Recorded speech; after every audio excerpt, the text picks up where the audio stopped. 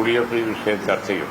അൻവറിനോടുള്ള നയമാണ് നിങ്ങൾ ഉദ്ദേശിക്കുന്നത് എങ്കിൽ അത് പാർട്ടിയും അതുപോലെ തന്നെ UDF-ഉം ചർച്ച ചെയ്ത് എടുക്കേണ്ട ഒരു തീരുമാനമാണ്. അത് UDF ചർച്ച ചെയ്യും. ഇതിനു മുമ്പും ഞങ്ങൾ പറഞ്ഞിട്ടുള്ളതാണ്. പക്ഷെ അൻവറിനെ ഇന്നലെ ഒരു പൊതുവിഷയത്തിൽ കൈകാര്യം ചെയ്ത രീതി ശരിയല്ല. അത് ഞാനും എന്റെ ഭാഷയിൽ പറയുന്നു. പിന്നെ മറ്റുള്ള കൊട്ടേഷൻസ് എന്നോട് പറഞ്ഞാൽ അത് അതേപടി ഏറ്റു പറയാൻ എന്നെ കൊണ്ട് കഴിയില്ല. അപ്പൊ അതുകൊണ്ട് തന്നെ ആ നടപടി ശരിയായില്ല. എന്ന് മാത്രമല്ല, സിമിലർ കാര്യങ്ങളിലൊക്കെ പിന്നെ ഒരു ജനകീയ വിഷയം ഒരു ജനപ്രതിനിധി ഉയർത്തിക്കൊണ്ടുവരുമ്പോൾ അയാളെ ഒരു ക്രിമിനൽ പുള്ളിയെ പോലെ കൈകാര്യം ചെയ്തത് ശരിയായില്ല. നോട്ടീസ് കൊടുത്താൽ വരും. അതാണ് ഇതുപോലുള്ള ഒരു വിഷയത്തിൽ വരാൻ പറഞ്ഞാൽ വരും. നോട്ടീസ് ഉണ്ടെങ്കിൽ എഴുതി കൊടുക്കണമെന്നില്ല. വരാൻ പറഞ്ഞാൽ വരും. ഈ CPM-മായി ഇണങ്ങിയ അന്നൊരു DMK സംവിധാനമായി മുന്നോട്ട് വരുന്നു. ഇലക്ഷനിൽ വരെ മത്സരിക്കുന്ന ഒരു സാഹചര്യം. ഇപ്പോ അദ്ദേഹം ഈ ഒരു വിഷയത്തിന്റെ പേരിൽ ജയിലിലാവുന്ന സാഹചര്യം. അദ്ദേഹം ഒരു രാഷ്ട്രീയമായി കെടുത്താർജിച്ച് തിരിച്ചു വരുമ്പോഴാണ് അങ്ങനെ തോന്നുന്നത്. അതൊക്കെ വേറെ കാര്യങ്ങളാണ്.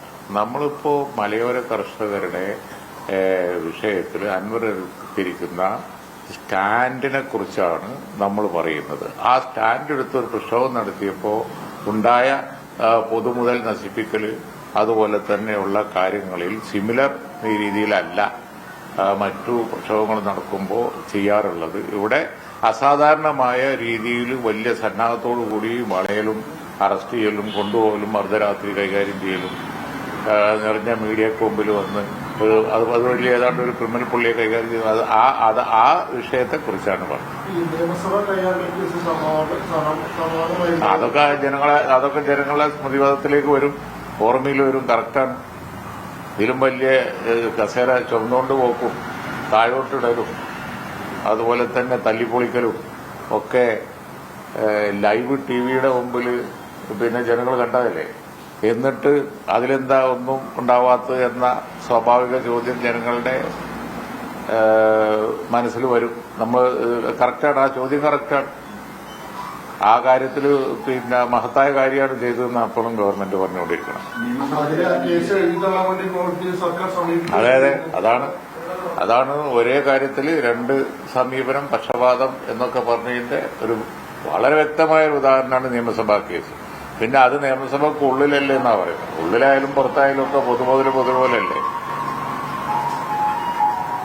നിയമസഭ സമ്മേളനം തുടങ്ങാൻ പോവുകയാണ്. പുതിയ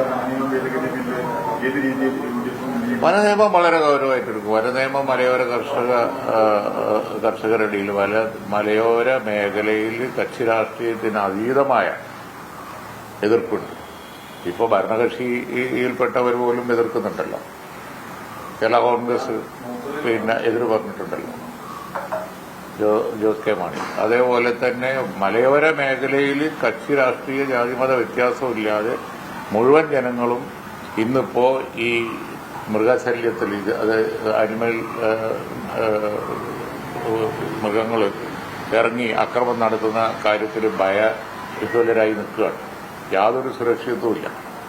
അതിന് ഒരു ഉറപ്പും ഗവൺമെന്റിൽ നിന്നും ഇല്ലാന്ന് മാത്രമല്ല, ആ വിഷയം പറഞ്ഞു കഴിഞ്ഞാൽ തികഞ്ഞ നിസ്സംഗതയാണ്.